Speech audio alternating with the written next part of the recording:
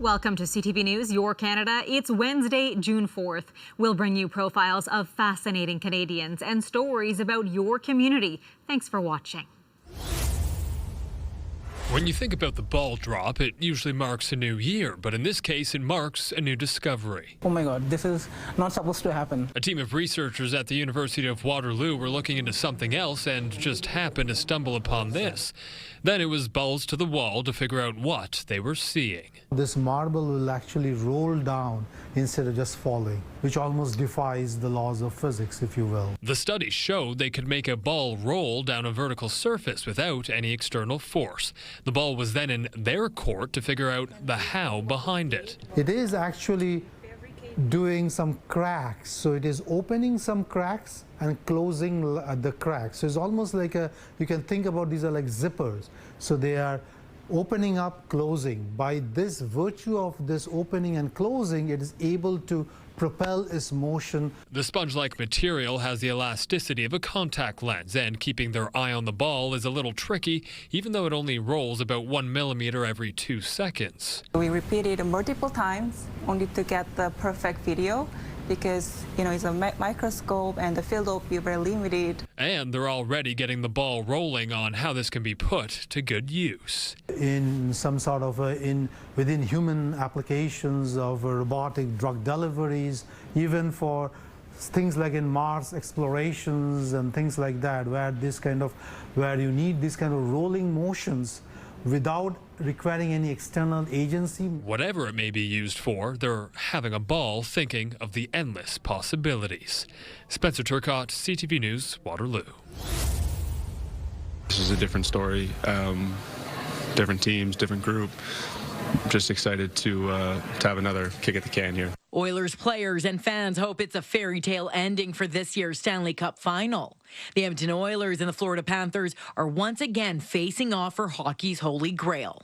This group obviously has played in one of those games, came out on the wrong side, but just having gone through that, I think we're better for it. The Panthers beat the Oilers in 7 games last year, a tough pill to swallow.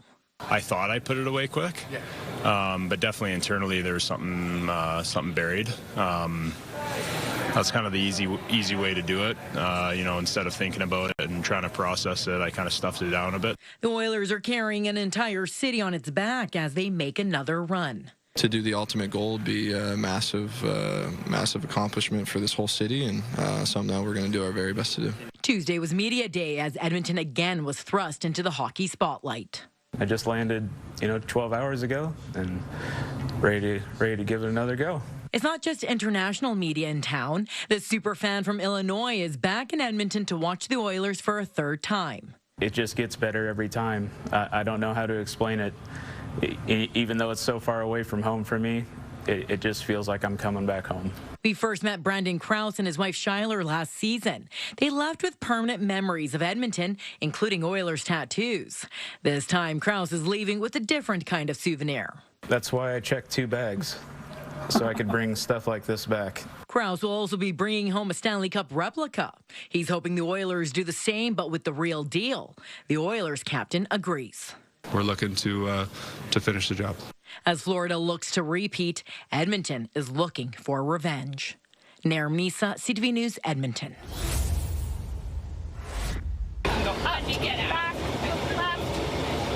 From cockpit tours to conversations with female pilots and engineers, it was a day of hands-on learning for 800 young women who took over a portion of the tarmac at London International Airport. I would love to be a pilot when I'm older. I think it's fun to fly in planes and to take people places. I would love to work at the London Airport. The Great Lakes Aviators Canada hosted its 2nd annual Girls in Aviation Day in hopes of showing young girls the sky is the limit. I think these events are very important, especially for young females. It is a male-dominant industry at the end of the day. Students got an up-close look at aircraft and explored interactive stations, meeting women from all aspects of aviation. I learned a lot about roll, yaw, and turbulence and how to manage turbulence, just thinking about being in jello which I thought was really fun. A former military tactical Herc pilot, Jackie Book, hopes today's event gives the young girls an opportunity to learn more about all the different careers in aviation. A lot of girls think about aviation, they just think about becoming a pilot. They don't think about air traffic control or maintenance or manufacturing or any of those other, the business of aviation, which is one of my favorite things. The event, which empowered students from 5 area school boards, was a collaboration between 40 local and industry partners, including Western University, Fanshawe College, and YXU. We have a big vision in aerospace and aviation education, and we want to become an aerospace hub for aviation, and of course inspiring the next generation, specifically females who are underrepresented in the aviation sector, is near and dear to our hearts here at YXU. Girls in Aviation Day hopes to create opportunities, break barriers, and inspire young minds to envision a future in aviation and beyond. Girls in Aviation! Reta, Ismail, CTV News. At this farm near King City live over 100 goats, all with a special purpose. I was in finance and mortgage brokering and all that. And they say, you know, when you love something, it always comes back. Ian Matthews grew up with goats, and a few years ago when his father needed help with the animals, he decided to make something of it. Creating Goats in the City, a unique opportunity for municipalities, companies, even individuals to harness the power of his goats. We use goats to control vegetation, especially invasive plants like buckthorn, phragmites, thistles. So there's a crisis with these plants right now. And in Europe and Asia, where these plants originated, they use goats to control them. But we brought the plants here, we didn't bring the goats. So Goats in the City brings the goats to areas with invasive species issues and lets them loose to do what they do best. Goats can eat what most animals won't. They will even eat things that will hurt other animals and still be fine with it. Next week, for the second year in a row, some of those goats will commute into Toronto for work. That job, to help deal with woody and invasive plants in the meadow area of the Evergreen Brickworks. The project is following on our very successful 2024 pilot when Toronto became the first municipality in Ontario to introduce a comprehensive goat grazing project for ecosystem management. For the city, it's a chance to get some four-legged labor to help deal with pesky plants that are taking over. For the goats, it's a chance to go out for lunch. They're doing what they do naturally, okay? We're not forcing our goats. We don't use them for milk. We don't use them for meat. We just let them do what they do. The public can visit the Brickworks on June 10th and 11th between 10 and 6 to see the goats in action, and there will be 3 educational talks per day, an opportunity for city residents to witness what goats can do right in their own backyard. It's about controlling nature without impacting it. Scott Lightfoot, CTV News. It's like being transported to a bygone era. The Brockville Tall Ships Festival is mesmerizing and a huge draw. Brockville is very excited to bring back our signature waterfront festival. People have been excited for quite a while now. People are really wondering what ships are coming. Held every 3 years, the festival, which returns June 20th, will bring 9 of the most historic ships in the world to Brockville's waterfront, giving festival goers a unique and interactive experience. Everywhere you are along the waterfront, you're going to see these gorgeous ships. Throughout the summer, we have lots of events, but tall ships is something special. They can go underneath and see the inner workings and what life is like below deck on a ship like that. Although most of the ships have yet to sail in, one of them is always here, the Fair Jean, moored right here in Brockville. But soon there will be 8 more just like it. The festival is certainly geared towards ship enthusiasts in Brockville, but not only the ones that live here. Tall Ships brings in thousands of visitors to the City of Thousand Islands, and the fact that it only happens every 3 years makes it important to capitalize on having that many visitors. It's huge. It's huge for our city. Everyone gets to experience the waterfront, but also our local restaurants benefit, our local shops benefit, and it's a huge economic driver. The river really is the heart of our city. So having these tall ships come in really speaks to that. I've attended before. Francois Théoré has been to Tall Ships Festival in the past and makes an annual jaunt here from Hawkesbury because this view is hard to beat. Every summer for about 3 days, just to enjoy the river, enjoy the big boats going across. The Tall Ships Festival runs from June 20th to June 22nd, kicking off summer in the city of Thousand Islands. Jack Richardson, CTV News, Brockville. She just opened the Brass Buffalo Trading Post and Gallery in Longview, and Risa Fritz says it's a new chapter in her life. She designs and makes one-of-a-kind clothing items. My specialty would be a blend of my Indigenous culture with Western cowboy lifestyle. That's the things that I'm passionate about. Many of her designs include elk and buffalo hide along with beadwork. She's looking forward to showing her work at South Centre Mall. I've sat quietly at home doing alterations and kind of hiding my talent and not pursuing my dreams and doing things for myself. So this opportunity is huge for me. I'm so excited to be a part of this, and I'm looking forward to showing people my work. 10 Indigenous designers have their pieces featured at South Centre throughout June for National Indigenous History Month. It's hosted by an organization Melreen Saloy Eagle Speaker and her sister came up with to showcase local Indigenous talent. Sometimes culturally based events and things can be a little intimidating, and fashion is an amazing opener. We're able to open up dialogue and talk about our stories and where we come from and be able to see what we've been doing for so long and the amazing people we are today. She's shown her collections all over the world and uses traditional items like sweetgrass. And in this piece, the green comes from sage that her mother picked. Some of the patterns and designs you see on there is a little symbol. It's called Nitsitapi. So in Blackfoot, that is our name for original peoples. So that's a symbol we put on. It's kind of my emblem of saying that I'm a Blackfoot artist, of where I come from in the traditional sense that's inside my pieces. The artists say their installation is for everyone to come and see and learn about Indigenous culture and design.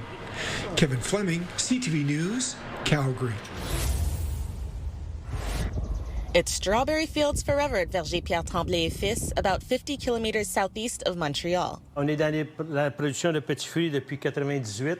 Co-owner Luc Tremblay says growing strawberries, blueberries, and other crops on the 35-hectare farm has been a family affair for 4 generations. Over time, his crops have endured weather patterns of all sorts. But this year, Le temps frais et la température est capricieuse un petit peu. Il y a beaucoup d'eau aussi. he says the cooler, rainier weather has been unpredictable, and it's forced him to adapt. L'automne dernier, on les a abriés avec une toile durant l'hiver. The strawberries in front of Tremblay were planted last fall. That's when the crop is typically seeded. They were then covered with a tarp to create a makeshift greenhouse in the winter. Come early spring, they were pollinated in time to bloom in June. L'inconvénient, c'est que cet printemps, il y a eu des périodes de gel. What was inconvenient this season was having to remove and reinstall the tarp repeatedly, Tremblay says. Once removed for pollination in the day, it had to be reinstalled to protect from frost at night. But according to the Quebec Association of Strawberry and Raspberry Producers, strawberries are not like other crops such as sweet corn, where growers need sunny days to be able to plant. They say sun, just enough rain, and warmth are the ideal conditions needed for strawberry farming. And yet, despite temperature swings, the fields are in good condition, including Tremblay's, because of his hard work. Meanwhile, he's ready for the thousands of seasonal berry pickers to come. Anastasia Dextrine, CTV News. From this cart, I saved $600 in 6 months, and I bought like a little cart. To this stand. Got a utility trailer, made a window in it, started selling pineapple smoothies, watermelon smoothies, and coconut. To this location on the Halifax Boardwalk. This is what the waterfront need. So finally we are here. We are trying to meet the expectations, and we are trying just to be happy with what we are selling. For a small food business, this is almost like all of our dreams, and it just means so much to me, especially that customers recognize us from the beaches. It's just so exciting to make even bigger connections with the community. After graduating from Cape Breton University, Mazen was ready to put his business degree to good use. Born and raised in Egypt, part of the culture is like you have to grow up, you have to be like in engineering, doctor, business, you know. So I'm the only one in the family who decided to take that way and open my own business. So that's how I am proud of. His clientele is pleased too. We try to make the customer visit is something to remember. mostly tourists who come to us. While making sure their offerings are top tier. Like maybe something is a bit pricey than the other, but quality first and then the price.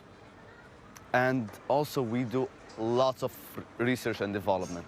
Customers seeing how we implement their suggestions into our menu and product is what kind of helps them come back and know us. And he's motivated to grow. I'm letting myself a dream, so my dream is to be in every waterfront in Canada. With the fresh produce as well as the friendly customer service, Mizo's Drinks really hopes to become a staple here on the waterfront and across the country. As for me, well, I'm gonna try the Brazilian limeade. Oh yeah. Brianna Foley, CTV News, Halifax. It's not every day you see turtles in a canoe, but in Rondo, it's a symbol of something bigger. We got plans for something epic. The work of world-renowned chainsaw artist and Bothwell resident Mike Wania was officially unveiled last week near the entrance to Rondo Provincial Park. He teamed up with Paul and Jacob Frenette, stars of the TV show Carver Kings, to bring this vision to life. To team up together, to be a part of something so big and having so many people out there wanting to be a part of it and to help Chatham build this, it's pretty awesome. It puts a smile on people's faces. It's interactive, and that's what we want to get. We want sculptures, we want murals, we want all these different things popping up all over the place. It's the first of 15 sculptures designed for communities across Chatham-Kent, each one reflecting local character and charm. This is going to be a all-rounded, true representation of Chatham-Kent. It gives it like the naturalness of it, you know, like it looks like it just belongs here, like it's part of Rondo. And there's a bigger vision for next year. An ambitious, massive sculpture project will sit alongside the 401, a beacon Mayor Darren Caniff says could even be one for the record books. We're still in the planning stages of it. We don't know the location, etc., but we want to have a really big one that's going to be a attraction point to bring people here, and then they're going to start coming to all the other areas where we can promote all our downtowns throughout a community. We have a lot of amazing downtowns here in Chatham-Kent. The next two sculptures are already in the works, set to be unveiled next month in Wallaceburg and Ridgetown. The Hydro One Community Fund helps cover the costs. Future sponsorships will pick up the rest. We really want people to be blown away over and over and over again. It's kind of the plan. A creative spark rooted in wood, culture, and community pride. In Rondo, Chris Campbell, CTV News.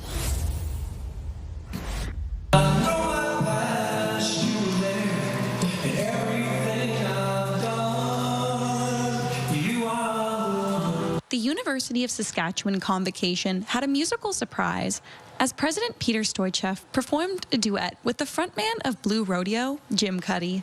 I think it will be rather unusual for them to see a president get up and try to strum the guitar, so I think it'll be kind of fun. It'll be a little historic moment at the University of Saskatchewan. Cuddy, who is receiving an honorary Doctor of Letters from the U of S, wanted to make the day extra memorable for those in attendance, alongside his longtime friend, President Stoichev. Oh, I mean, that makes it a bonus. You know, I can't imagine just doing it cold, like just having somebody say, come on over and do it. So it makes it, the whole thing is very special. It's a special day for many and an opportunity to celebrate with family.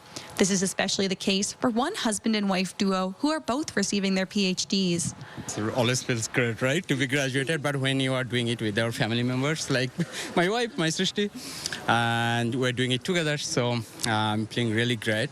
After originally joining the university as international students in 2017, the pair emphasized that they wanted to inspire their children. Education is very important, and so now she's looking at that we are both graduating together, and she's very excited to, I want to do more studies and maybe, contribute to here in Canada and to the world. And so far, they've certainly made an impact on the next generation. I want to do PhD like Mommy and Daddy. Nearly 4,000 students are convocating from the U of S this spring, adding to the global community of more than 175,000 alumni. Hallie Mandrick, CTV News, Saskatoon. The event started off with a bang. followed by the audience dancing along with the opening act. It makes me really proud to be able to showcase both of my cultures.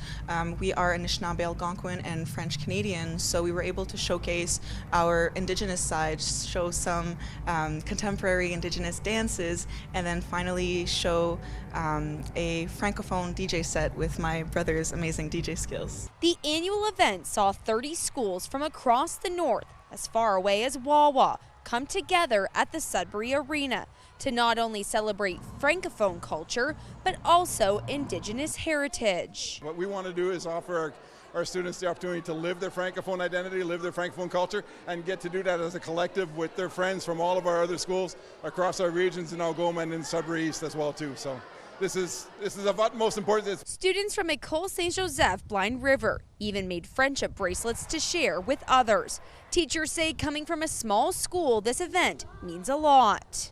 It's amazing because they get to see that even though we're like in a small French community, there's actually a lot of them out there. There's a lot of French-speaking teenagers, and getting them to meet and then exchange bracelets and dance and jump together, and they're all singing the same lyrics. The energy is unreal. It's nice to know that there are other people in the French community. Yeah.